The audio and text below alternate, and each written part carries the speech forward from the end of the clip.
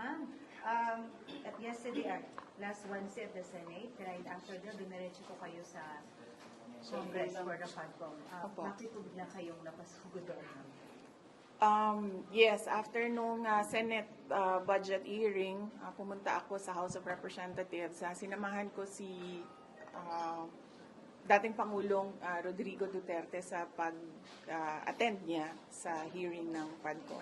Ma'am, you were there until it finished. How was it po? Kasi may nakuhanan ka ng video na umaganyan ka na, iba-iba na reaction. So, how was it po?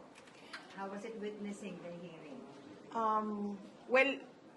Pagod talaga ako nung araw na yon dahil hindi kasi namin alam kung anong mangyayari sa budget hearing. So buong the day before at noong umaga na yon naghahanda kami para mga around 10:30 use inquiry and investigation interchangeably. So hindi mo alam if it's an inquiry, you're a research person.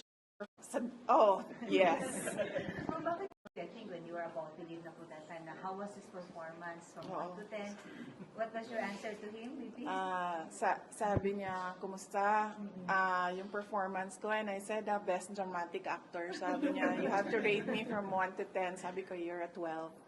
But in minutes, he was really at 12, ma'am. Oh, yes. Ma'am, bakit best dramatic actor? Kayo na lang yung umintindi. Nakikita niyo naman sa ginagawa niya eh.